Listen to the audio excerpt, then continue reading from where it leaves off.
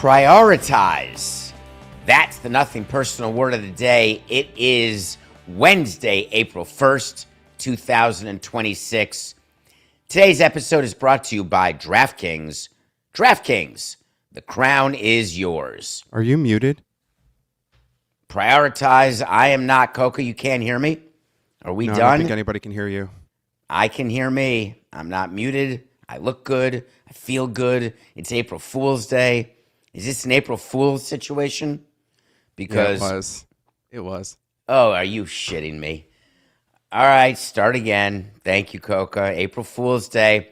All right, 4, 8, 6, 9. Prioritize. That's the nothing personal word of the day for Wednesday, April 1st, 2026. Today's episode, DraftKings, your plea, and yeah. Are we satisfied that you screwed up the whole thing? All of you people in the background, all my great staff trying to April Fools me, throwing me completely off, but we're back. Did we do the DraftKings read right? Can we move on? Or do I have to do that again totally? I don't even know the answer. Now I'm being serious because this is how you get paid, Coca. I'm just going to do it like an extra. Today's episode is brought to you by DraftKings. DraftKings, the crown is yours. Cha-ching! This was supposed to be like a serious start because we're talking about Tiger Woods and priorities and prioritizing, and he used prioritize in a statement that he is stepping away from golf to go into rehab. It is not the first time that Tiger Woods has had to go into rehab. It's the old story. You get caught doing something, you go into rehab.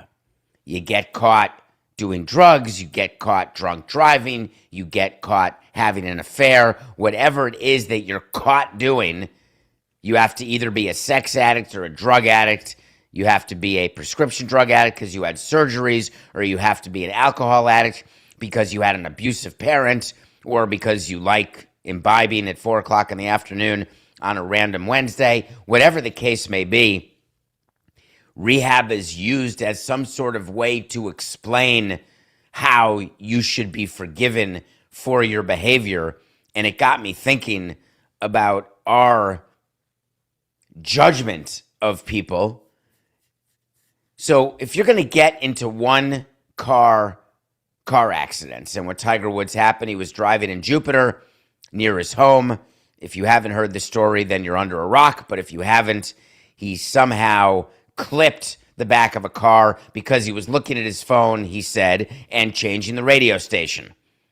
Okay, we've all done that while driving. You should not look at your phone while driving.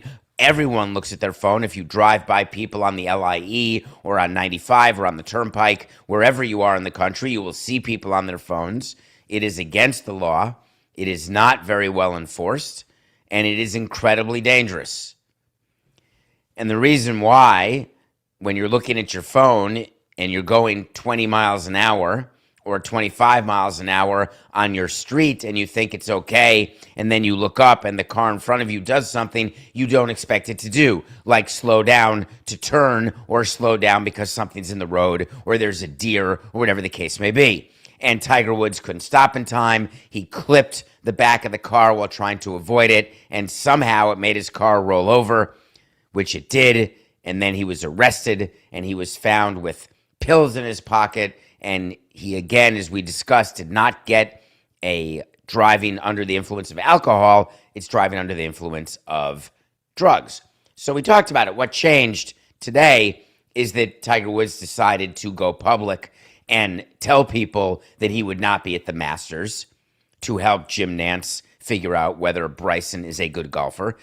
He will not be at the winner's dinner.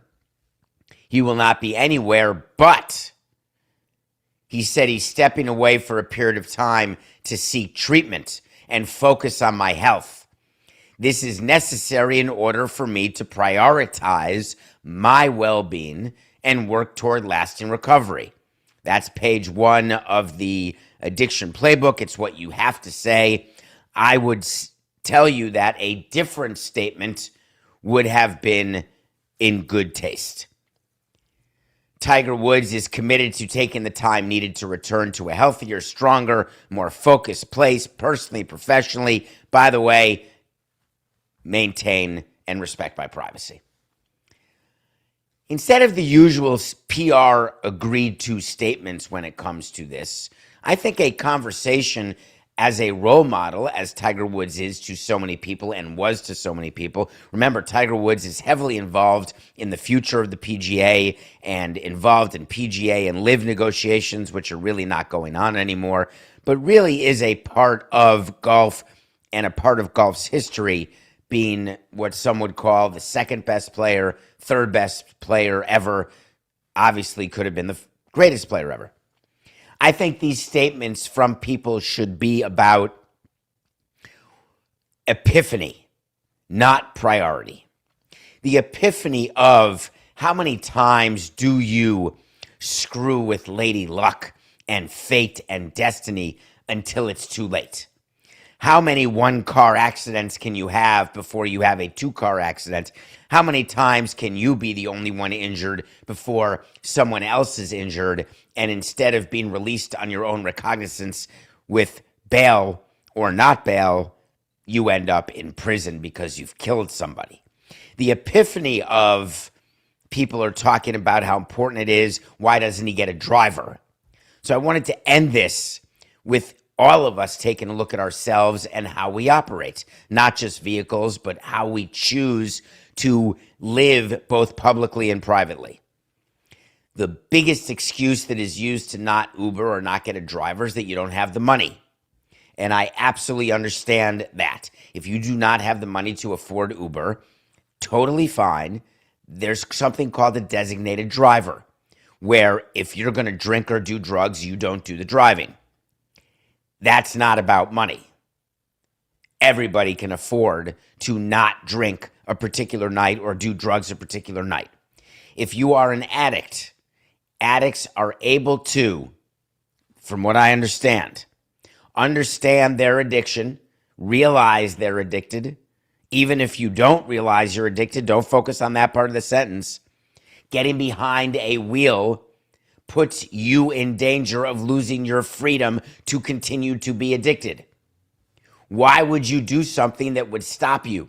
And if you are trying to get caught, trying to get cured, prioritizing the possibility of acknowledging the addiction and getting help, you don't need to do that by getting arrested. Those who are in recovery will tell me that I am not in any way understanding what it is to be an addict. And I can't understand what it is that made Tiger Woods get into a car and drive time and time again. And you're right, I don't. But on the other hand, when you know addiction because you know people who have addiction, or you have 1 degree or 2 degrees of separation from addiction, the reason I'm okay to talk about it is that I'm going to talk about my principle, which I want everyone to have, which is don't do anything that takes away your freedom or gets in the way of other people having their freedom.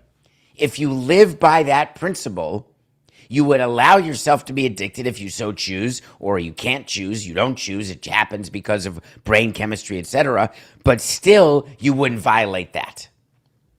I'm obviously hoping that Tiger Woods gets better. But what I'm hoping more is that he helps people understand that the normal, ordinary PR statement is no longer helping anybody. And why not try to help people?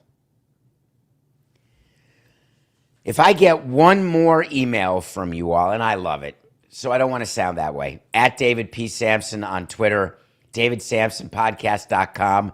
I love the contact. I love people who are in touch in the DMs, etc. Today is April 1st. It's April Fool's Day. I got fooled to start the show. Thank you, Coca. Today's a day that I do not use my phone a lot because every April 1st, I either repost or somehow, I have to text Coca to say, is this real? And then he reminds me it's April 1st. So today I'm going to put the phone away. No requotes, tweets, no emergency podcasts, anything. And maybe you're fooling me with all of your emails and texts from friends. Why are you panicked 5 games into a Major League Baseball season? What is it about our personalities that makes us as Red Sox fans look at the 1-4 Red Sox and assume that Cora needs to get fired, Breslow needs to get fired, John Henry's the worst owner, our team stinks, where a week ago, 1 week ago, 5 days ago, there was nothing but excitement about what this Red Sox team can do with its mix of young people and veterans and those who were signed to deals, et cetera, et cetera. Someone actually had the gall. It's not gall, Coca. That's the wrong word. Someone had the actual lack of intellect to reach out to me and say, look, every free agent signing and move the Red Sox have made hasn't worked. My response was one character, and it was a question mark. What does that mean? Because I have a list of teams I'm worried about? Am I worried that the Phillies can't hit? Yes, I was worried a week ago that they're aging out and that they are not going to make the playoffs because I predicted it. Am I worried that the Red Sox or the Giants do not look the way that people hope they could look, or that Tony Vitello of the Giants can't be a manager because as a college coach, you simply can't? And Tony is an example of someone who likely can't.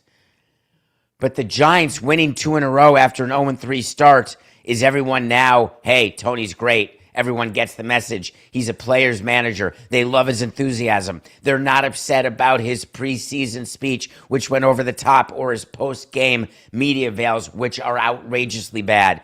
1-2 in a row, we're good here. The Phillies find a way to win a game last night. That's it. Worry over.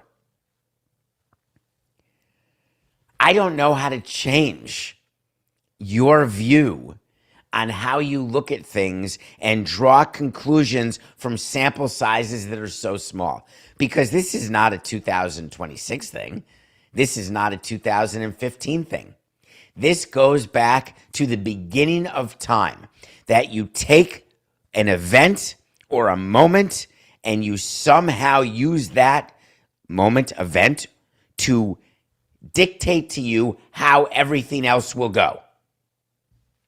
If you were right about what 5 games means, then wouldn't the statistics show that? When you panic at Memorial Day, and I tell you it's still sort of the middle part of the middle of the season, and there's really no reason to panic. But Jason Stark of The Athletic will give you stats that are over 100 years, the number of teams that are this many games out as of this weekend in the season have this percentage of chance to make the playoffs. And you see that Memorial Day becomes a very important moment in the season. Does that prove that there is a sample size that is large enough to extrapolate? And I'm here to tell you that it doesn't. Because every season there will be a team that can recover from a start that lasts all the way till May. So I implore you to just breathe. It's like the excitement when after 3 games there were that many unbeaten teams. The Yankees, the Dodgers, the Blue Jays, the Brewers, the Marlins were all undefeated after 3 games because they had a 3-game sweep. Every team will have a 3-game sweep, and every team will get swept. It's just part of baseball. All those teams lost their 4th game, so there were no more undefeated teams. There were no more winless teams until the Athletics. 4869. You got this, David. There were no more. Yes, sir. This segment brought... No, I can't start that yet. There were no further winless teams after the Athletics won yesterday. But after 3 games or 4 games, the Athletics were the only team to have not won a game. Does that mean that the team they built, terrible? I'd like you to just be okay There are some teams that I'd like you to think about right now, though, that you contacted me with that same level of concern. Like the Royals were 0-2. That's it. We're screwed. Well, they're now 2-2. Where's the tweet? Where's the text? Paul Skeens goes, I think he goes today, Coca. Do I have that right? He may go tomorrow. I can't remember when he pitched on Thursday. I guess I could check right now. But Paul Skeens goes today, April Fool's Day. And if you have a way on DraftKings, Coca, to check, I assume there's no market for it. But is there a market for Paul Skeens and number of innings pitched? Can you maneuver it like whether Paul Skeens will actually record 3 outs and get out of the first inning? I would assume the odds would be 350,000 to 1. Unless injury, I guess, so it would be down to 100,000 to 1 in case he gets hit by a line drive or something. Just make sure you watch Paul Skeens today. Watch Logan Webb when he pitches a second time, which he did yesterday, and his ERA is 10, and now your view is screwed because I told you the WBC players are worth watching. But I didn't tell you to stop now. I didn't tell you because Bryce Harper's hitting 100 that right now we have to make a correlation between that and him stinking. I'm saying keep an eye on it. I'm not telling you that Cal Raleigh hits a walk-off single and then loses 5-0 the next night to the Yankees, that the Mariners and Cal Raleigh are finished. There is, however, one person in Major League Baseball who is finished right now on April 1st. His name is C.B. Buckner, the umpire in Major League Baseball who was the victim. Victim is the wrong word. That is literally an insult to anyone who's been a victim. C.B. Buckner, it's over because what's been known inside baseball is what a bad umpire he is. The ABS system, automated balls and strikes, has now, the challenge system, has shown C.B. Buckner to be the umpire that he is, incapable. Last night, he was the victim. Nah, I shouldn't use the word victim. That's not good to victims. He's not worthy of the word victim. C.B. Buckner was at first base and made a call that got challenged and overturned where Pat Murphy and Kevin Cash, Brewers and Rays manager respectively, were laughing at the insidiousness of that call and of that situation. We've all been there, where something's so bad that you have to laugh, where you can't possibly believe that something else could happen that would be worse than what already happened, and eventually you wave your white hanky and you just say, "Uncle, you're done."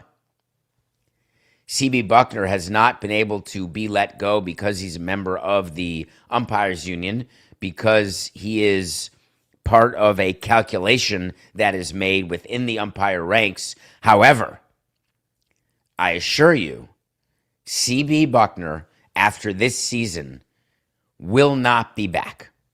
Whether they use the work stoppage as an excuse, whether they figure out another way to make sure that C.B. Buckner is given an offer that he can't refuse, this will be C.B. Buckner's last year as a major league umpire. People who used to think that Angel Hernandez was the worst umpire in baseball and they finally were able to get rid of him, you're right, he was. How lucky he is to not be an umpire given today's statistical availability. Wait to see is when I tell you something's going to happen. If it does, great. If it doesn't, fine. Book it, Coca. C.B. Buckner will not be a major league umpire again after 2026. Wait to see. Wait to sees are a great way for me to keep track of things that I think, of opinions that I have. They're a great way to show accountability to you as the audience because I love you and I love that you want to hold me accountable because I know you don't hold other shows and hosts accountable, which is great because they don't want to be held accountable because they're just a bunch of opinion-making gas bags. How nice is it that I want you to go on davidsamsonpodcast.com and look at every way to see. Look at how horse hockey and terrible my picks have been. Look at what our words of the day are. If you go back to past episodes on davidsamsonpodcast.com, and they're all available, you will know that I've been on record about young players signing guaranteed contracts and how misleading the announcements are by both the team and the agent. It simply drives me insane that Colt Emerson is believed to be signing an 8-year, $95 million contract with the Seattle Mariners. A, it's not a contract extension. Colt Emerson has not been called up to the big leagues. He does not have a big league plate appearance, at bat, half inning in the field, pinch runner, nothing, never. Colt Emerson does not have a major league contract to be extended. Number one. Number two, every player with not a day of service time has a 6-year contract. Every one of them. It's not guaranteed, and you don't know the amount you're going to pay the player once the player attains arbitration eligible status after 3 years, and in some cases 2 years in the big leagues. But they have a 6-year contract. When you announce that you've signed an 8-year contract with Colt Emerson and you are the Seattle Mariners, you now know, as the learned audience, that it's 2 years. That's it. There are 2 extra years that Colt Emerson will spend as a Mariner. We've been talking about these deals since Eloy Jimenez and Singleton of the Astros, Jimenez and Luis Robert. Met fans, you know him now. What you don't know is the deal he signed before he was arbitration eligible, that the White Sox guaranteed all those young players money. And look at the White Sox now. This is the new thing for the analytic GMs who have not run businesses before, who don't understand actual baseball. They only understand how to read a spreadsheet. This is the age of president of baseball operations whose sole focus is not to be forward-facing. It's not to be a leader of men. It is actually to be an analytic only individual, and owners are going to start getting the hint that leaving a huge part of their business under the responsibility and leadership of someone who doesn't have responsibility or leadership is a mistake. This is not old David. Oh man, he's 58 years old. Of course he likes old school. No, I've been using analytics, and we've used analytics for 20 years. We will use anything that we have available to us to figure out what will be the best combination of players, and no, half the time we're going to get it wrong, and that's at best. The reason why these contracts are concerning is that when you were guaranteeing young players money above the minimum salary, and when you were taking all of the pressure away from them to perform by guaranteeing their contracts through arbitration, where last year's performances do not dictate next year's salary, you are taking away an advantage that has been granted to you by the collective bargaining agreement, that has been allowed to be granted to you by the players' union. Teams will tell you that they like cost certainty. I'm sorry, but we didn't do those deals, and we had cost certainty because we knew a range. And I'm not going to get caught like the Detroit Tigers, where I'm going to file an arbitration number of 19 and the player's going to file 32. I'm talking about Tarek Skubal, and I'm going to lose that arbitration, and therefore my player payroll is $13 million higher than it was. A, I'm not going to be in that situation, and B, if I am in that situation, I'm going to know exactly what to do with other players in order to guarantee that I stay at whatever the budget is that was given to me by the owner. Except for all the owners who tell you, I don't get involved in budget. I don't tell my baseball people what to spend. There is no budgeted payroll. Horse hockey, 30 teams have a budgeted payroll. Every single set of financials that the union has, the league has, the auditors have, has a player payroll budget. What would be the reason? Because I could do projections 1, 3, 5 years out where I would say, hey, Colt Emerson, good. Plays anywhere in the infield. Jackson Churio, good. Cooper Pratt, another player the Brewers want to give $50 million to. Good. I can tell you in advance of their first at-bat what their arbitration is going to be. I've got a range already worked through with my baseball guys because I'm looking at payrolls going forward. So I'm thinking to myself, how do I keep the players I want to keep, given the evaluations I have, but knowing that I've got the flexibility to be wrong because I'm going to be wrong. You think the Milwaukee Brewers, as much as I love Matt Arnold, and yes, I do, an unbelievable baseball executive, but you think that for whatever reason, that the best baseball executives will have a meaningful percentage different chance to get an evaluation of a player who doesn't have a major league plate appearance correct? What's going to be the difference? Most GMs will be at 22%, and the best GMs making $10 million will be at 28%. 40% versus 45%. And by the way, these deals signed right now by the Mariners and the Brewers, as we are looking to a collective bargaining agreement and a negotiation, how do you know exactly what's going to happen? Are you signing a deal with a player because you're worried the minimum salary is going to go up so much that you're getting these players to sign for below what the minimum salary is going to be? Not going to happen. Do you believe that signing a player right now through arbitration will protect you because the arbitration system is going to change in the new CBA? So I better get ahead of it and guarantee this player the money because somehow arbitration may bring more money to young players than less, and this is going to end up looking like a big, beautiful deal.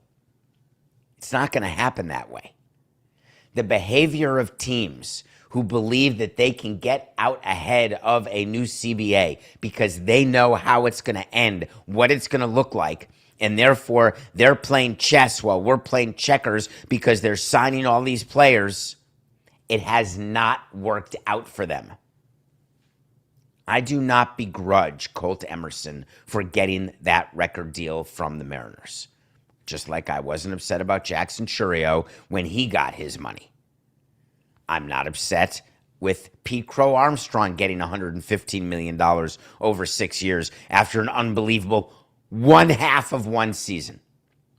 I don't think that Roman Anthony will be the face of the Red Sox, no matter what Red Sox fans think. He's a nice player, but hey, $130 million over 8 years, he better be more than that.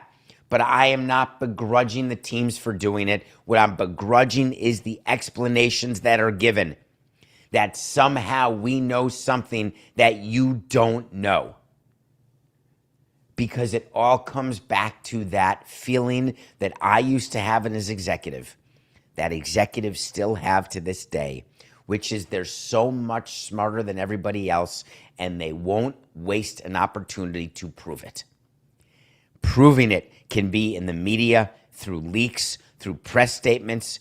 It can be through the way you carry yourself in a ballpark. It can be the way you walk through a press box. There are myriad ways. The way you walk through a clubhouse.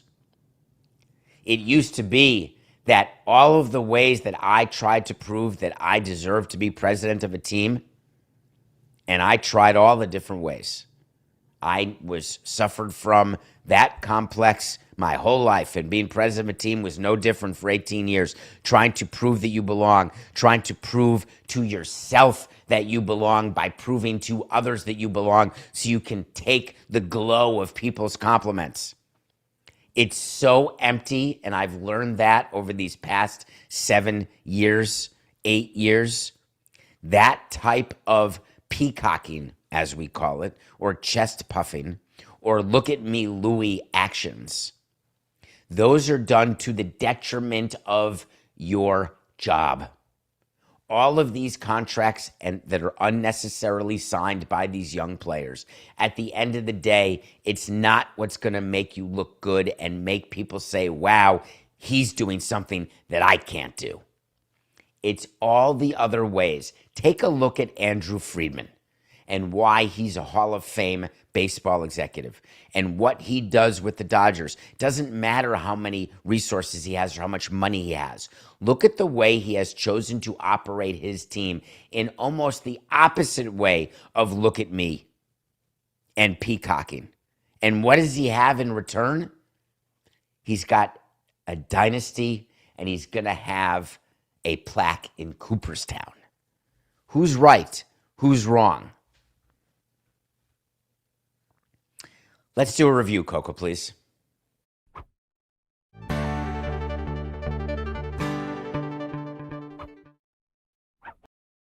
I did watch Send Help.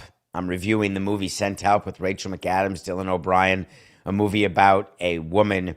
This is how it is with men and women. We love this, where they look like geeks and they look ugly, and then all of a sudden they blossom into someone pretty and someone capable. Last year, there was a movie called Triangle of Sadness, which was an incredibly important social movie, which was a shocking movie to many and a movie that I loved. Send Help is like that. It's about a boss and a lower-level employee who get stranded on a desert island, somehow survive a plane crash, because that's the only way to get to a desert island is through a plane crash. And they get there, and then all of a sudden, the underling becomes sort of the one in charge, except there's a lot of back and forth. There's a lot of horror. There's a lot of questioning. Are we stranded? Are we not stranded? Is this like Lost, where there's something else going on the island? Are there noises? Are there spirits? Like, are there mysterious deaths happening? Are we not alone? Quick side note, if you ever get stranded on an island, what's the first thing you should do? Do a full lap around the island. I feel like that is clear. I think that'd be like the number one thing. I liked it. Sam Raimi, who is the director who I love from whether it's Indian Summer or just from the movies he's directed, will always get my 1999. It's worth it. I'm going to review tomorrow Paradise Season 2. The finale was this past Monday at midnight, Monday morning at midnight, just a couple days ago. Season 2 has come to an end. Spoiler alert, tune in tomorrow for a review of Paradise Season 2. Coke, I don't think Nothing Personal Pick of the Day deserves its own music anymore, do you? No, not even a wipe. I don't think it deserves any animation. I don't think it deserves to stop the show and have a pregnant pause, which allows me to breathe and catch my breath and take a sip of water and show off the great graphics done by Patrick Kim and others around Metalark Media, because I cannot win a pick. I'm 17-25. I had somehow Ronher Suarez winning his first game with the Red Sox. Little did I know that I found the Red Sox during a opening week slump. So we are 17-25.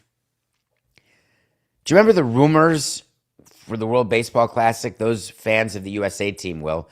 There was a pitcher named Joe Ryan who is going to maybe pitch for the World Baseball Classic, maybe be in line to pitch the final game against what should have been Japan and what ended up being Venezuela. And Joe Ryan did not come to the WBC because he wanted to keep on schedule for the early part of the season. And you remember the fact that Joe Ryan, in fact, was never going to be on the WBC roster, no matter what rumors may have come out. Those are always my favorite. Hey, it looks like we're going to get blank. No, we're actually not. What's the name of that pitcher? Looks like Tarek School is going to pitch the second game. No, he's not. Joe Ryan faces the Royals. Twins minus 118. Make sure you watch Joe Ryan. He's a really, really good pitcher. He's fun to watch. He's got great pace. He's got what I think will be a 5-pitch arsenal. There's just something about him that I'm picking the Twins over a team that I think will win the division. But even a division-winning team is going to lose 60 times at minimum. So that is the Wednesday Nothing Personal pick of the day. God, do we need a win. This segment is presented by MoneyLion. Download the MoneyLion app or visit moneylion.com to learn more. MoneyLion. Make money easy. The Florida Attorney General decided that he was going to insert himself into a conversation about diversity, equity, and inclusion, and decided to release a video where the Attorney General said in no uncertain terms that the NFL is violating the law in Florida, that the NFL with its Rooney Rule is doing something that is actually discrimination against white people, that merit is no longer being used to hire coaches. It is only race in order for teams to abide by the Rooney Rule.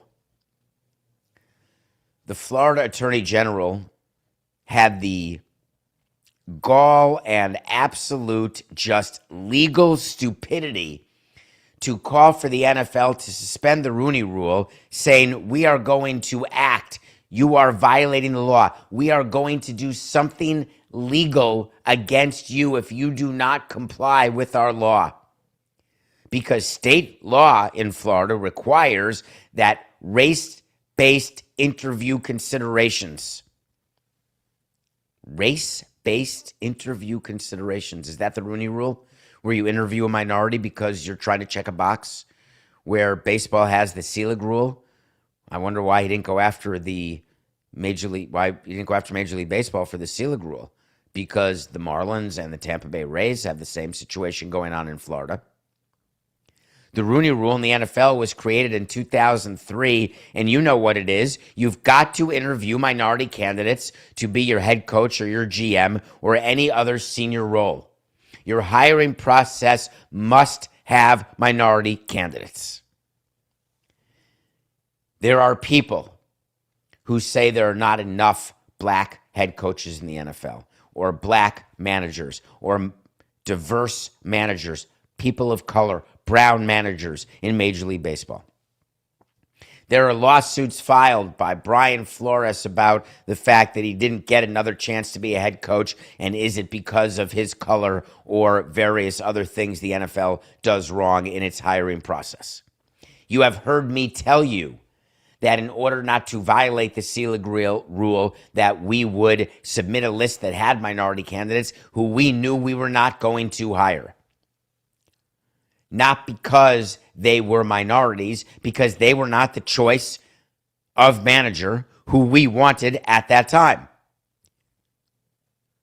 When we hired minority managers, and we had plenty of minority managers during my career, definitionally, we had a lot of managers. It had nothing to do with whether they were minority. What the Attorney General is trying to tell you is that what NFL teams are doing is that they are unfairly overweighting color as a consideration. That doesn't hold any legal water. That actually does not hold any practical water either. The fact that Roger Goodell had to be asked about this in a press availability, and he was. The fact that Roger Goodell had to tell everybody, hey, we're not getting rid of the Rooney Rule, I can tell you that. Because the Rooney Rule is not a hiring mandate. Roger Goodell said the very words that the Florida Attorney General does not seem to understand. No one in baseball or football is being told by the commissioner's office or by following the letter of the rule that they must hire a certain person. The entire joke of the Rooney Rule and the Selig Rule, and the reason why it doesn't have any teeth, is exactly that. It doesn't require you to do anything but allocate a number of hours to interviewing a candidate. The theory behind the rule is that the more people out there get interviewed, the more they are in the incestuous loop of being interviewed, and the higher likelihood there is of that manager getting hired at some point. The problem with those rules, as stated by owners, presidents, and GMs, is that they actually do not do what Michael Hill in Major League Baseball has done more of than anyone else before him. They do not introduce me to candidates I wouldn't have otherwise known but for this rule. When Mike Hill has a program that is cultivating and teaching candidates as they move up the chain, whether it's umpires, front office people, managers, coaches, and they add to the pool of names that should be considered because of merit, that is the way that you increase representation. And that is the legal way that you figure out the best way to do the best thing for your organization. Are there racist owners? Yes, there are. Will there always be racist owners? Yes, there will be. Do I wish for a time when racism would disappear? Obviously, because it doesn't get me toward my goal of maximizing profit, of winning more games. All of the issues of, hey, we must do this because of that don't get you closer to your goal, cut them out of your business chain, your chain of decisions, your supply chain, your demand chain, your chain around your neck. Cut all of those things out. The Florida Attorney General is trying to bow at the feet of Donald Trump in order to somehow further his fledgling political career. He chose the wrong thing to use as rebar for himself because it made him look like a fool. The only downside to that, from my view, is that looking like a fool these days seems to be the way to get ahead. NFL referees are looking foolish right now, in my humble opinion. NFL referees are negotiating right now with the NFL. There is a collective bargaining agreement that expires. The NFL came out and said, replacement refs, no problem. Did it before, we'll do it again. But we're not going to allow the Hail Mary to happen. We're not going to allow bad flags to be thrown during an NFL game. We've got the new rule in place. Get ready. We're here in New York. We're the eye in the sky over every single game on the NFL schedule, no matter what day it is, no matter what time it is. And if we see a mistake, we're going to fix it. They went full Steve Winwood. When you see a chance, you take it. And now the NFL Referee Association is like up in arms. How can you do this, Raj? You're going to make it so we can be replaced at a cheaper cost? Well, NFL referees, how do you believe that factory workers feel? How do you believe that people feel at Oracle when they woke up at 6 a.m. and 30,000 of them got fired? I'm just curious. How do you feel as a host of a show, as a producer of a show, if I told you that you can be replaced at half the cost right now without any deleterious revenue impact? Today would be your last day as producer, as a host. Today would be your last day on the assembly line. It would be your last day as an NFL referee. If you do not have the ability to add value through skill, to add meaningful numbers to a company, you're going to get replaced. People talk about replacement referees like we are doing something that is so horrible. There are replacement people working in every single shop that you ever walk into, number one. Number two, any company that you engage with, every single one has workers who have been replaced by workers making less money than the person they replaced. Not 50% of them, 100% of them. The executive director of the NFL Referees Association is Scott Green, and he somehow has an overinflated sense of the worth of him and his constituents. And he is out there in a PR war with the NFL, which is like fighting with people who buy the ink. Don't do it. What they're arguing for is that the NFL has said, hey, we'll give you 6 years. We're going to give you a 6.4% growth rate in your comp. That's a number that normal people are not guaranteed. You understand that, right? You are not guaranteed in your company to get a 6.4% raise every year. Cost of living, 2%, 3% if things are going well. The NFL Referees Association said, no, I want 10%. The NFL is pretty nice to offer 6.45%. There's no way they're going to go to 10. Are you going to split the baby in order to get a deal done and just give them an 8% growth rate? No, you're not. When this gets solved, it will not be because the NFL has given in. They realize now because of technology. They realize because listen, you think Major League Baseball umpires have the leverage they once had? When you can have me behind the plate, making sure that I get a play at the plate somewhat right, and if not, I'll get challenged. And I'm not impugning the quality of umpires as a whole because they're damn good. I'm saying don't overplay your hand. The NFL will not let the referees overplay their hand because they stopped it. They basically made these rule changes. Can you imagine?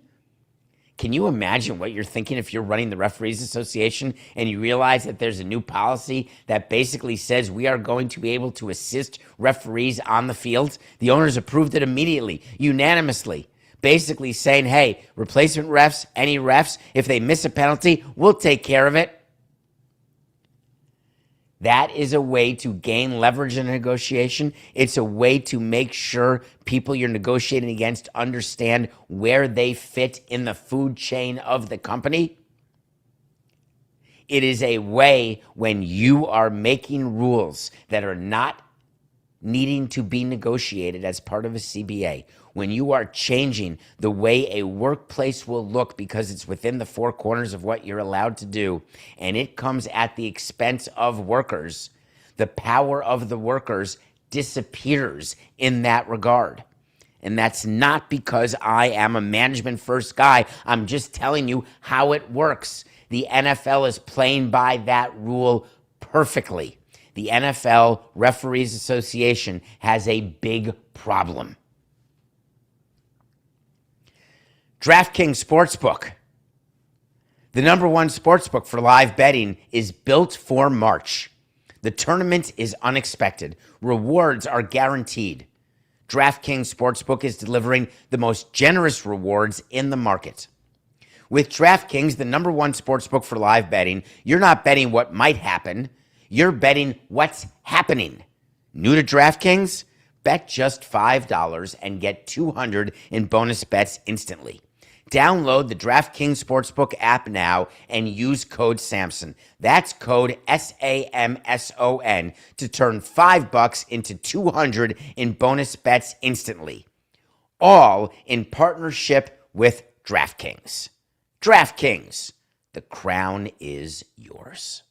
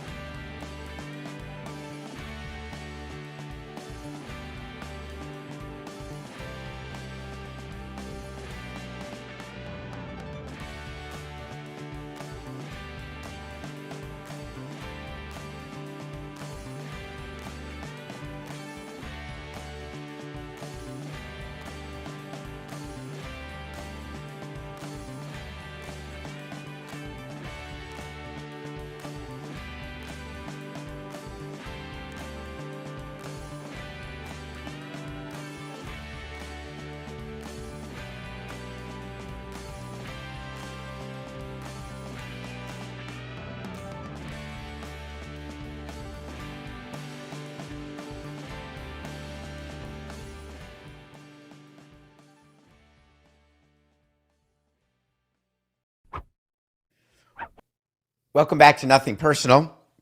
It's David Samson, and I get to play this music right now. You know what I want? I want to talk to Samson. So you want to talk to Samson. That's a segment that we try to do once a week for an hour where we answer your questions, whether they've come on davidsamsonpodcast.com, whether they come on Twitter at David P. Samson or Instagram or TikTok at nothingpersonal.npds. However you're reaching me, I'm getting a lot of questions from you. The place that I love to get them is when I hear your voice. I love spending time each week listening to the voicemails that are left at 631-377-4869. That number again, it's an actual working number that you can call and leave a message. 631-377-4869. If you want to talk to Samson when he's half-baked, fully baked, or baking a Manischewitz for Passover, whatever it is, dial that number. I want to start with a topic that many of you were curious about because I love that you read other journalist pieces. I do. I'm totally fine with it. If you want to read The Insider at ESPN, do it. I've told you that you should read The Athletic, become a subscriber, because if you're not following Jason Stark and Ken Rosenthal and Evan Drellick, and they are not paid partners of mine, they're partners of Pablo, but not of mine, but you're just going to get good information. An article came out yesterday, and people tried to explain it, and there was some amount of misunderstanding. Major League Baseball Players Association has $415 million. They are building up a war chest, and they are ready to go for a labor fight. Okay, let's talk about what this is. When you are heading into a labor negotiation, you need two things. You need money and you need resolve. It would be nice if you had constituency buy-in, but without money and resolve, you're going to lose a bargaining negotiation. The owners start collecting money years in advance. As a matter of fact, the owners start collecting money for labor battles the minute a labor agreement is signed. How do I know? Well, every single year, the media would make the mistake of thinking that they could add up all of the national revenue deals, the broadcast deals, the corporate partnership deals, the promotion money that comes through international games, add it all up, divide it by 30, and that's how much your team gets paid by Central Baseball. It's not right. Every year I was ever in baseball, Major League Baseball would withhold money from teams. They withhold money because they don't want owners to spend it on players. They may not tell you why they withhold the money, but that's the reason. 1, they don't want you spending it on players. 2, they need to make sure that they've got the money to do everything they want to do at the commissioner's office. The commissioner's office is a huge business. It is funded by baseball, by the 30 teams. And 3, you've got to make sure that you've got money in a labor negotiation because money is power. Money, not the power that you hear Pablo talking about. Let's speak truth to power. Let's bring down all of the rich billionaires. I'm not talking about that sort of power. I'm talking about the power of negotiation. And it can be matched. It's not about the strength of management versus the strength of players and how management tends to win because of the different situations management's in versus players. The money side is something that can be matched. Because the reason why you put a war chest together, it's an unfortunate choice of words these days, but the reason why you put money aside for a rainy day in your personal household is what? For unexpected expenses would be the number one thing. For expected luxuries, which is you put money away because you want to take a vacation every year. You want to make sure you've got enough money for Christmas. You want to make sure that you are doing something to improve your home that improves your well-being, a new TV, whatever it is. You are putting money away for an expected purchase, an expected luxury. But that was the second reason. When MLB is, quote unquote, putting money away for a labor negotiation, for leverage, they're not actually only taking the money that is not distributed to them. They are going around to banks, because I've been part of those meetings. I've been part of those programs where you go around to banks and you are trying to access the ability to borrow more money during a labor dispute, during a work stoppage. You are able to borrow more money in order to continue to operate your team. But you are operating your team under a plan that you've submitted to baseball in advance. All 30 teams have to submit a work stoppage plan. A work stoppage plan includes which employees you are going to furlough. A work stoppage plan includes what you are going to do with your stadium, how you're going to cut your stadium expenses, your operating expenses. It is basically what is the amount of money at minimum that you need. Then you go to the capital markets, you borrow money, and you're ready to go. It's like a line of credit that's available to you. But the rebar of that pot of money is money that's already been actually earned, not borrowed, but not distributed. The players do the same thing. The reason why the players can tell you that they've got more money saved now than they did last time there was a CBA is they withheld distributing money to the players that they had earned. The number one way you build a war chest, if you are a players union, is not to distribute to players the full amount of their earned distributions. You keep it, and then you get to say you have more money. The second way that you do it is by doing business, the same way that owners do business through the commissioner's office.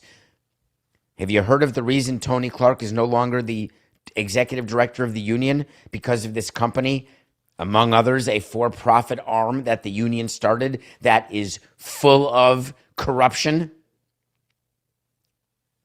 Well, that money makes money, that business makes money, and that money is used to increase the balance sheet look for the players. But did you actually do the math? If you have $415 million total, and you're going to distribute all of that money, which you're not, to players when they start missing paychecks because of a labor stoppage, there's 1,200 players. And that's easy math, just so you know. I'm taking the 40-man roster only. Forget the minor leaguers who are not on the roster. I'm taking 40 players per team, 30 teams. That's 1,200.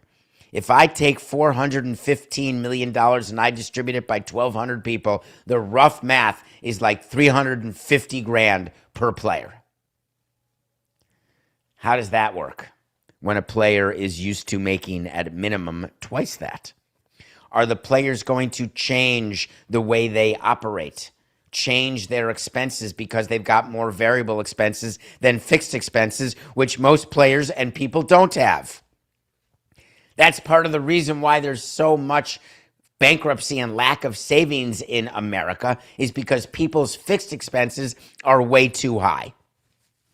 The definition, just so you're aware of it, a variable expense is an expense that you can snap your finger and it disappears. A fixed expense is when you snap your finger, you still get a bill.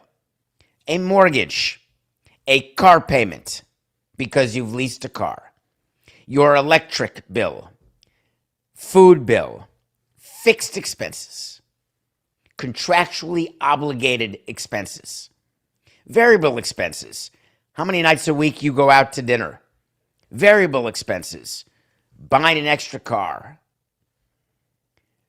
$350,000 per player because it's not distributed unequally unless they change as a union and decide to give the rich players more, which they never do because the view is the rich players have saved money, but the union never takes into account that the highest paid players sometimes are spending more than they make still.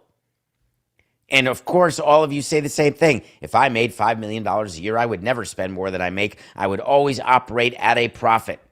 Well, there are players who make investments, and that becomes fixed in a restaurant or in extra homes or in taking care of extra people, extra cars, extra clothes. And before you know it, they are spending what they're making. And if they're not making it anymore, what do?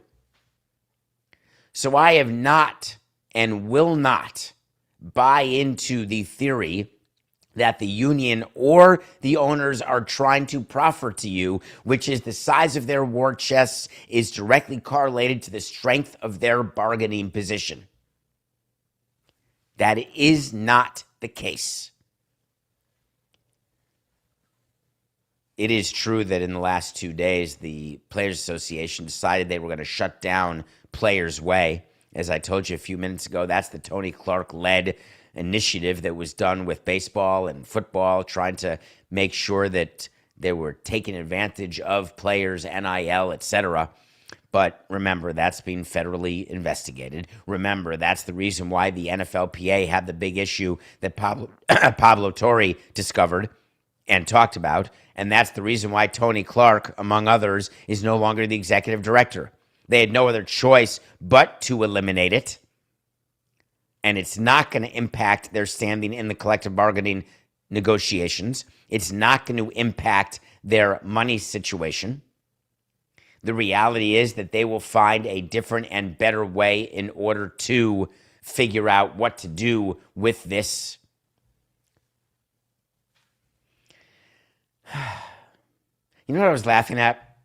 I was laughing at what people do in order to hide money or in order to enrich themselves.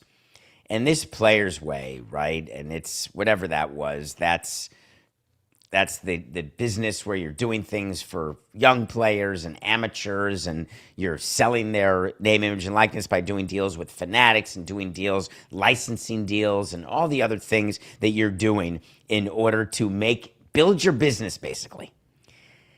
And what I was smiling about recently is that when you're building a startup and you have an idea of whatever your business idea is, it doesn't matter what it is, and you are building a company around that idea. The idea of the Players Union, as you know, when it first started, really had nothing to do with being its own business. It had to do, and this is where Dominique Foxworth and I agree. We did a show with Pablo recently where we had this conversation that the original thought of the union was some sort of social construct. It was some sort of way for players to get together to believe that their togetherness as defined by a union would somehow lead to better salaries, more money, a bigger piece of the pie. It was never about, and I could argue whether it's done that, and I would say in many ways, free agency and the existence of the union and just the absolute growth of professional sports, all of those have had an equal hand in players making more money at all levels of big leagues.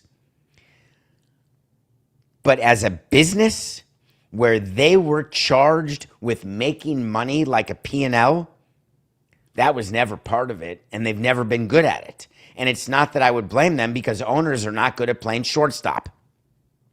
When you see unions get in trouble for misdeeds by those in power, it's always going to be around the same issue. It's them deciding to not just enrich themselves, but to enrich themselves in the effort to enrich the players, which they mistakenly believe can be done by making business decisions outside of the corners of the agreement. Unions are best served to maximize their value to themselves and their members by getting the best agreement possible and making the most money possible.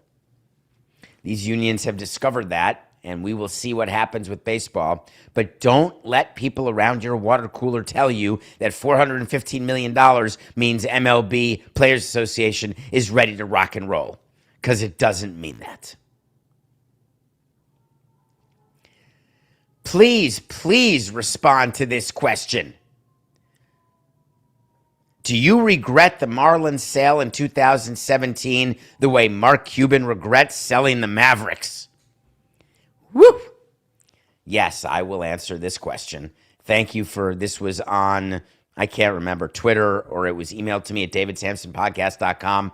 This was not a voicemail. I like the double please. I don't mind the hello, Davids. How you doing? How's your family? What's shaking? Does Brett still have Parkinson's? You can start it with all sorts of questions. Mark Cuban is in the news because Mark Cuban needs to be in the news. Most owners, after they sell, just sort of go away. And I don't mean team presidents or GMs. We try never to go away. But most team owners go away. They go back to what they were doing. They go back to their lives. But Mark Cuban has had a really hard time with separation. And I grant you, I have too. Now that it's been 9 years, you have the audience of Nothing Personal, the people at Meadowlark and CBS. I don't think about my baseball career in nearly the amount that I used to. I'm so thankful for my career now. Mark Cuban, who you would think has the ability to do anything he wants whenever he wants to, he continues to try to insert himself in arguments, whether it's with Pablo about the Clippers. This was a good one. He appeared on a podcast called the Intersections Podcast. And when asked whether he regretted selling the team, he actually said, I don't regret selling. I regret who I sold to. I made a lot of mistakes in the process, and I'll leave it at that. Why did Mark Cuban say he regretted selling? Is that because when it was first announced that Mark Cuban was going to still be involved in basketball operations, and I told you on this show and on Pablo's show and on Dan's show that that was never going to happen? That you don't get to sell your team and still be in charge of basketball operations, still be the governor? Genie bus notwithstanding. But I told you that Mark Cuban, it wasn't going to happen. Well, Mark Cuban wants to run a basketball team again. Mark Cuban had his reasons for selling that were estate planning based. He can tell you that they were based on his kids and not wanting his kids to work for the team. He can tell you anything he wants. But what's deep inside his heart is, how do I get back? What do I do? He's not going to buy the Mavericks back from the Idlesons. He's going to dream about it. He's not going to buy a baseball team. He can think about it. He's not going to be a partner in a football team. He can negotiate that. Mark Cuban is going to remain outside of ownership, other than being a limited partner, for the duration. The reason for that is for Mark Cuban to become a general partner of a team, for him to lead an ownership group, it would require him to pretend that the reasons he sold in the first place were not accurate, the estate planning reasons and the children reasons. Those don't go away because you regret not being involved in a Luka trade. I, however, was in a totally different situation because I didn't own the Marlins. I was negotiating to sell the Marlins for our owner, and I knew I was negotiating my job away. No matter what Derek Jeter will tell you, I did not think that Derek Jeter was going to have me as his president. Why would he have someone around who's just going to make him look bad, who's going to, in theory, have the loyalty and the power? So I never gave it a thought, as much as I was told by Jeter to give it thought that, hey, you'll be our team president. But of course I knew I wouldn't be. So my regret is not that the Marlins sold in 2017, because they sold for a number that the team would have a hard time even getting 9 years later. My regret does not come from the fact that we could not win except one World Series. The regret that I have is the number of people with whom I worked who I cared so deeply about, whether I was able to properly show it or not, and my inability to continue to take care of them today. My inability to help them, to make sure they were properly paid and bonused, and that they had professional growth, and that they went on to have great careers both inside and outside of the game. I miss the daily interaction and the daily feeling you get of helping people. Because right now, I got Coca. That's it. I'm down to one guy. Coca takes up enough space to make it like 5 guys, but I used to have hundreds, thousands. So the regret I have is the wrong word, because that's not the word I would use. It's not regret. It's wistfulness. It's appreciation of the ride, because 18 years is long enough to do anything. But I do miss people in that regard. I want to talk about Coca before we go on to our next question, a topic that really I can't believe is still a topic of conversation, but it is. The Chicago Bulls are waiving guard Jaden Ivey. If you don't know this story, Jaden Ivey is a player for the Chicago Bulls. The Chicago Bulls owned by Jerry Reinsdorf, who also owns the Chicago White Sox. Jerry Reinsdorf, who will be celebrating Passover tonight. Happy Passover to all those. No bread allowed. It's all about matzah. No time to let the bread rise, folks. That's why you're eating flat bread. The Chicago Bulls are spending their eve of Passover trying to recover from a move they made, which was a move that was completely expected and completely called for. Jaden Ivey is a player who is having some sort of mental health issues, and those mental health issues are manifesting through live Instagram posts and other such communications to the public that are, shall we say, in violation of David Samson's principle of living and let live. They're in violation because they are quite anti-LGBTQ. I'm just going to do a side note here, Coca. Religion or no religion, can someone explain to me what religion would require you to be against people loving whoever they want to love? I'm having a super hard time understanding how you can have a benevolent God and have that God tell you, hey, you'll do exactly what I tell you. You will not love who you love. You'll love who I tell you to love. You'll turn it off like a light switch. I've never understood that. It doesn't make me liberal. It doesn't make me conservative. To this day, you don't know what I am. Believe me, you don't know. I told you I voted for 16, 20, and 24, but it doesn't mean you know where I am politically, though I'll talk to you about politics all day long, all night long, Lionel Richie. But explain to me why you think it's okay as a person of religious belief that you have the right to tell people who do not share your beliefs that they've got it wrong and that they can't do what they want to do when they want to do it because it doesn't impact you one bit. You want to know why Jaden Ivey got released? It has nothing to do with the fact that he's got mental issues, which he must have given his rants that are out of control. When you show that level of prejudiceness, you do not deserve a roster spot, especially when you're a fringe player. Sorry, but true. When you sit and talk the way Jaden Ivey did about Pride Month, when you talk about religion, when you force your head coach to have to comment on it, when you are becoming a level of distraction that will cause not just business issues, but clubhouse internal issues, you're going to lose your job.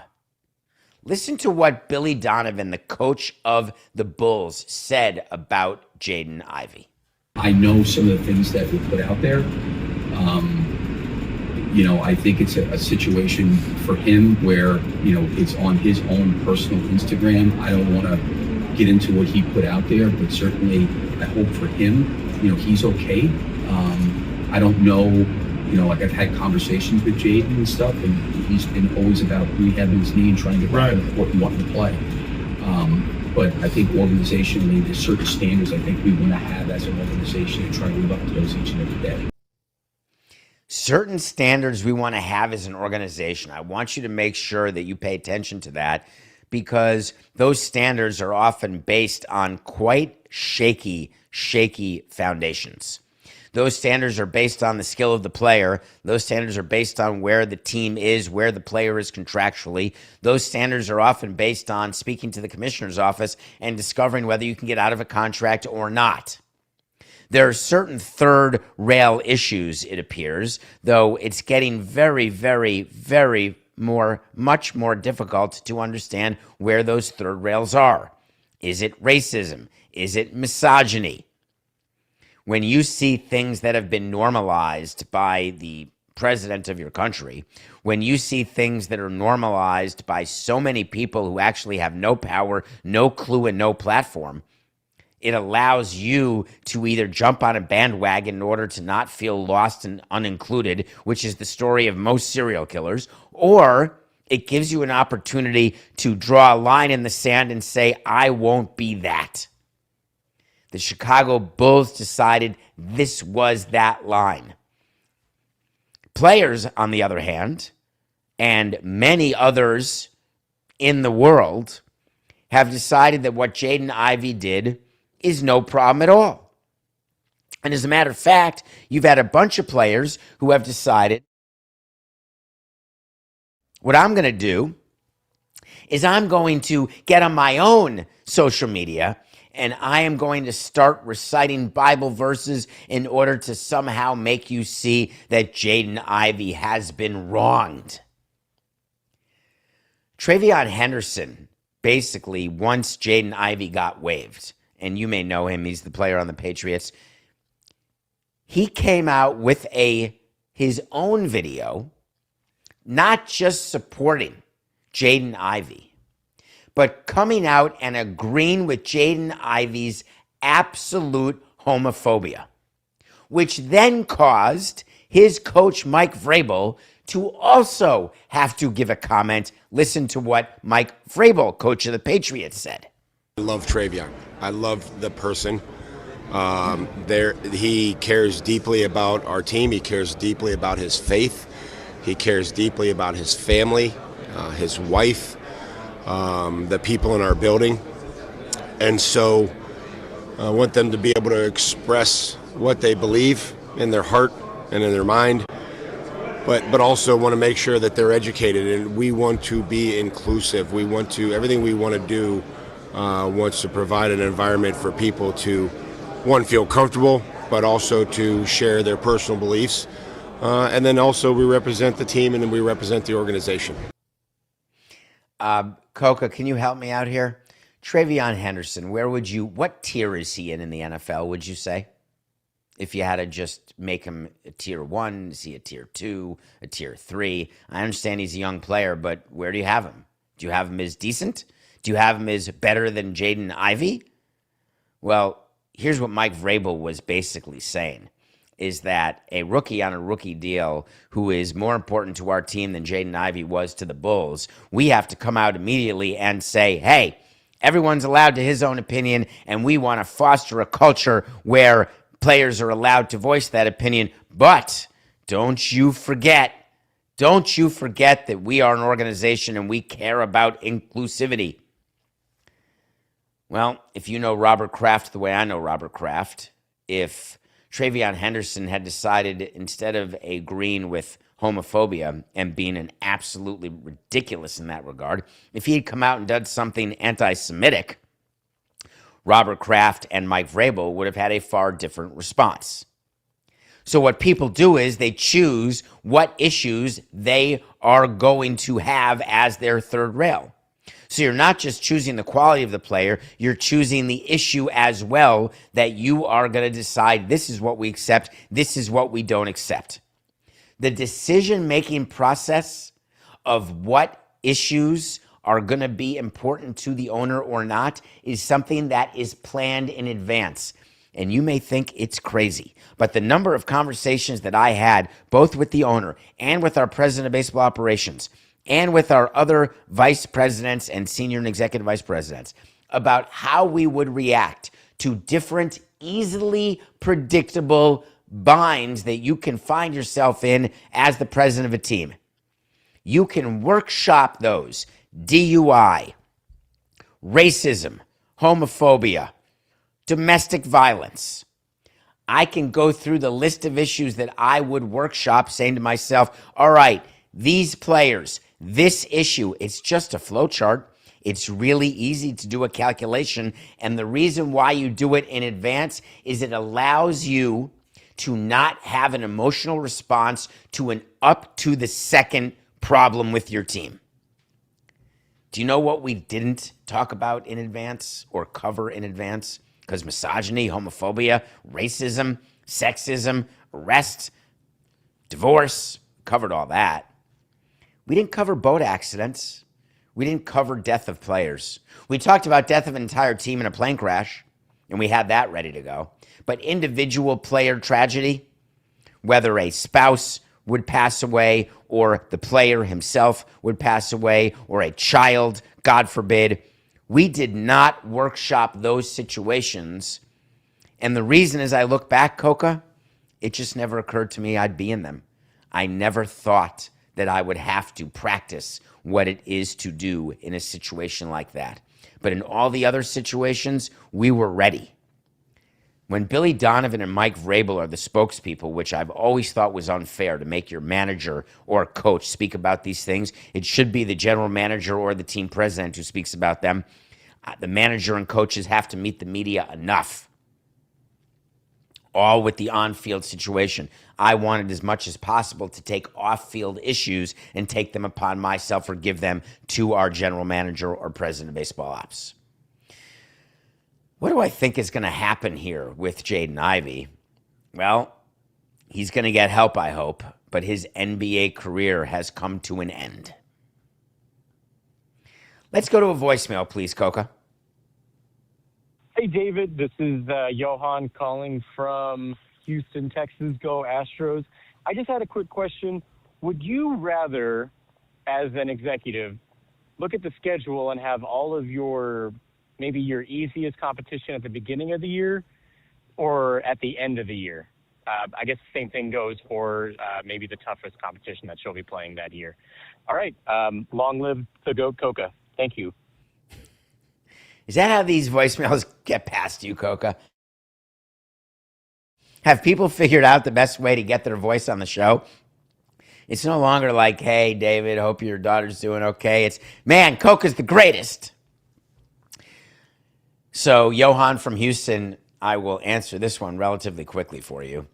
No, we do not pay attention to early season schedule or late season schedule in terms of quality of the team for two reasons. One, we don't know squat about squat. We cannot tell you better than you can who is going to be the surprise team, who's going to be hot, who's going to be not, because the schedule is based on who your starting pitcher is and who their starting pitcher is.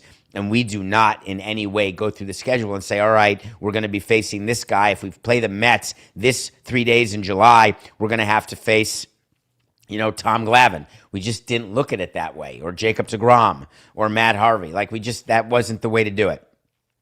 What we did want is to make sure we were playing in division late in the season to end the season in order to make up 2 games for everyone. And the other thing we wanted to make sure is what holidays we were home and where we opened.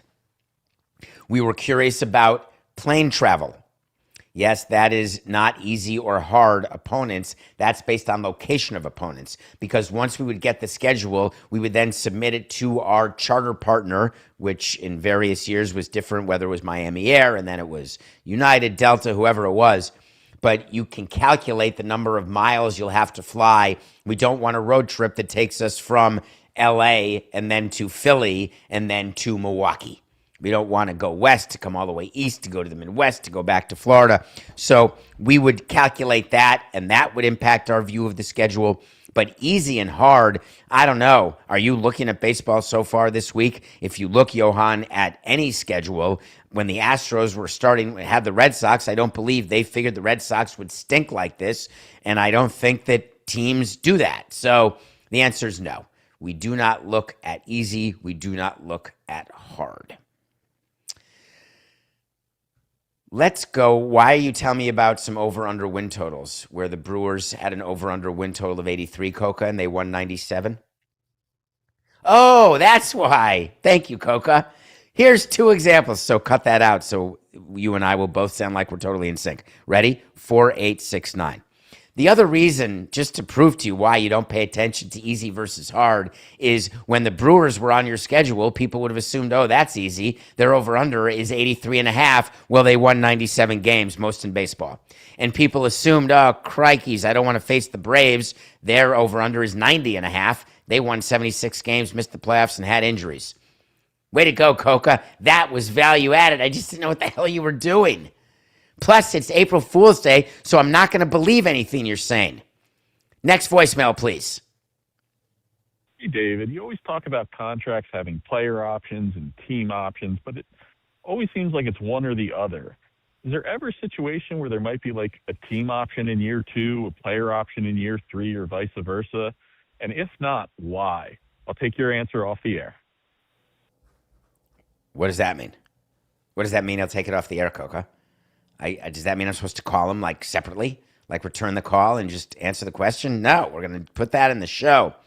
So there is such thing as not just a player option, not just a team option. It's called a mutual option, except because 62% of you were around for this particular episode where I told you that a mutual option is actually not really a real thing. Because if you are the team, you have the right to not pick up your half of the mutual option. Therefore, it becomes a team option. Except it's not really a team option because the player, if the team says, wow, what a great value, we have the player with an option at $10 million, but he's a $20 million player, we are opting into our side of the mutual option. The player is going to say, no thanks. So that's a lot like a player option, where if the player can go get paid more money in more years somewhere else, the player will not exercise the player option. So mutual options have pretty much disappeared because they were asinine. Team options are something that players are normally willing to give to a team in order to get guaranteed money or guaranteed years, where you will allow for an extra year of a team option that includes a buyout, and that's far in the future. And so teams don't have to worry about the current day signing bonus cash because they can put a bunch of guaranteed money at the end with a buyout with certain payment terms. You see, what a player option is, you actually read more about those as opt-outs. An opt-out is the same as a player option. If you sign a 3-year deal with an opt-out after each year, that only means that you signed a 1-year contract with a player option for years 2 and 3. The way teams try to make it not as advantageous for a player to have a player option or a player opt-out is they will do it as a slug. So, for example, Giancarlo Stanton had one opt-out in his contract, and if he didn't exercise it, he was then opting into the remaining 6 years of his contract, not 1 year at a time. What the commissioner's office and baseball executives have been arguing to each other is, listen, why are you giving players multiple player options and opt-outs during the course of a deal? That makes no sense. Have them opt in or opt out at one point and have that be dispositive, because we would prefer you not to give a player opt out at all. So if you have to do it at the early part of the guaranteed contract and have that player need to opt in or opt out for the rest of the deal. What you are trying to accomplish by signing long-term deals is that you are believing that spreading out the money to that player over that period of time is a benefit to you. Why would you do anything to decrease your benefit that you've negotiated for? And that's really always been the point, which is when the CBA gives you an opportunity to take advantage of a benefit, you've got to take advantage of it. The players feel the same way. Do I think that there will be a time when there will be more examples of contracts that go back and forth, where year 2, it's a team option, but then year 3, it becomes a player option? The reason why I do not think that will become a thing, and why I haven't seen that in my experience, is that neither the agent nor the player nor the GM has the ability to properly forecast what can happen over the course of a long-term deal.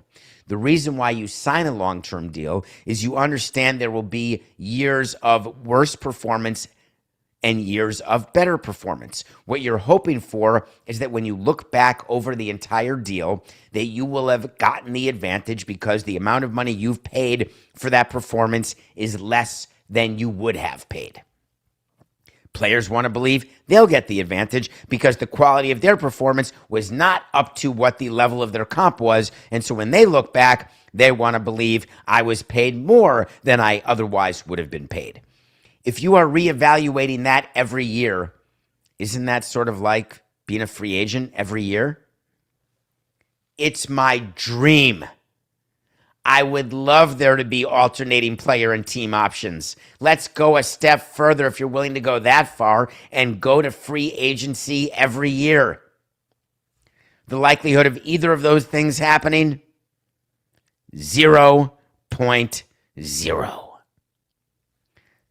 Next voicemail, Coca.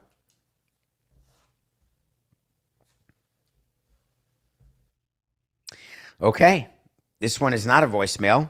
This is a topic. Oh, God, thank God we're getting to this.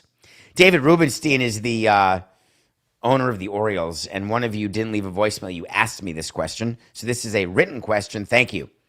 David, I live in Baltimore. David Rubenstein is doing things the last owner would never do.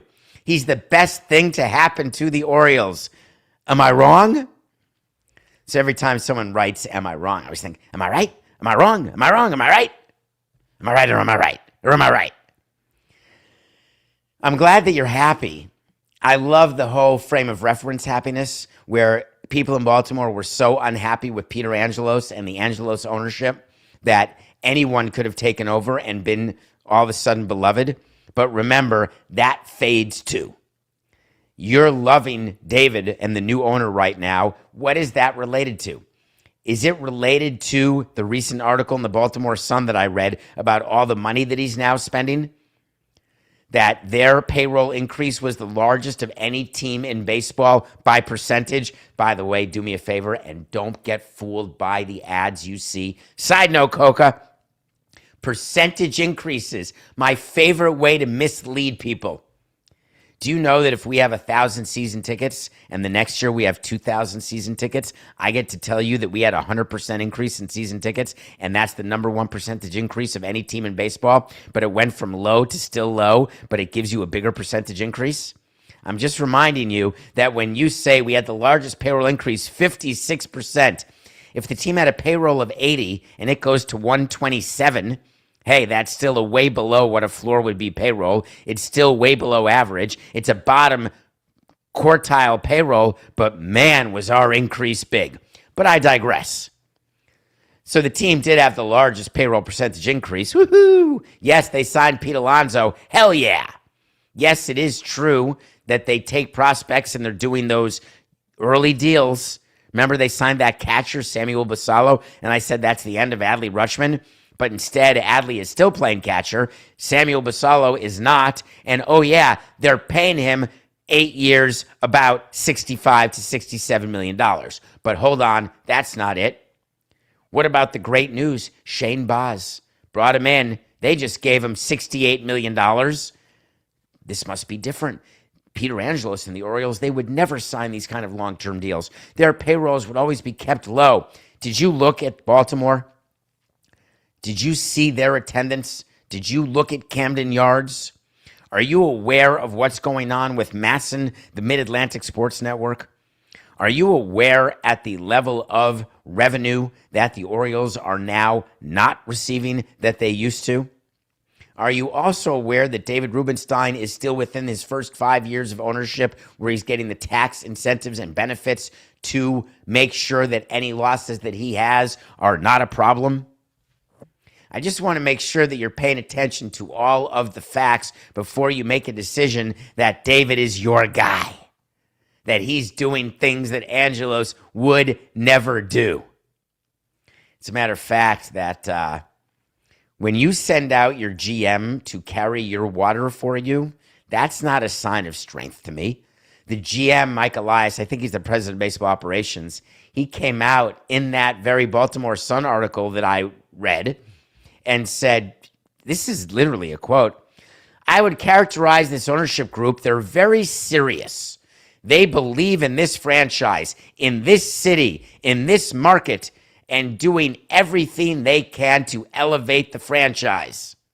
I'm sorry, but is that not what you tell your GM to say? Hey, get out there and tell them that we're trying. Get out there and tell them that we're spending money. Get out there and tell them that we're good at what we do. Now, let's sign a young guy to a contract. Let's extend a pitching prospect that we got in a trade to make sure that people know it's a good trade. Let's do a long-term deal with a big free agent by overpaying him and pretending it's all going to be great. And let's combine it with our young core. And then all of a sudden, snap of the finger, we're back, baby. Now, notwithstanding the fact that I think the Orioles are a really good team, but is this really because it's David and not Peter Angelos? I am not in any way willing to go with that conclusion. And I don't know how you are either. Now, is he the best thing to happen to the Orioles? I don't know what that means. I sort of understand fans when there's an ownership change or a team president or a GM, and somehow you just get wrapped up. Things are going great in St. Louis. We got Chaim Bloom. We're changing the way it's done. Miami's got Peter Bendex. We're doing it the Tampa way. It's all good. Hey, Brian Cashman's been around so long, he knows the ins and outs of Steinbrenner, but he's been around too long. Time to make a change. Every fan suffers from this amazing current-itis, which makes you believe something because you need it to be true, because otherwise you don't get the joy of being the fan, because you stay only at the misery. I get it. You're miserable enough, so you're trying to provide a frame of reference in order to be less miserable, or in order to make sure that you can explain away why it's worth it to be miserable by having this joy. I just don't know the math. I don't know the math of sports fandom. I think it's for people who are totally fine with being unhappy all the time, which is most of us. I'm a sports fan. It's not even remotely close. I got more pain from the Knicks than pleasure. It's not even possible to weigh them. Did I have more pain than pleasure as president of the Marlins over 18 years in baseball? Of course, because the pleasure I got was in winning a World Series. So definitionally, one time out of 18, that's a hell of a lot of pain.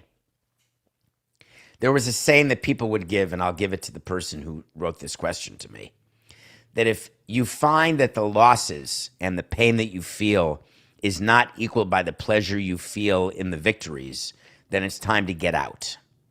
And that's not just about sports, actually. That's about anything you may be doing.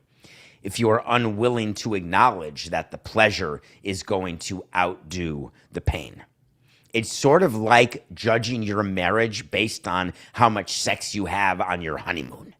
It's almost impossible for me to explain to you how ridiculous that is. The honeymoon stage ends. You get to the divorce stage. You get to the unhappy stage. You get to the, same old, boring stage. That's just how it works. Hey, Mets fans out there, how happy are you with Steve Cohen spending all this money? What happened? It's only his 6th year. What happened to you saying, this is the greatest thing to ever happen, he's spending all this money? No, you're tired of him already. You're just heading to the casino to put your money on 0-0. Do not get sucked into that, because we in the business world are taking advantage of you for having those feelings. We are making sure that you are living within the feelings of loving us and not understanding what's really happening. Why do we do it? It's sort of simple. It's just business. See you tomorrow. This is nothing personal.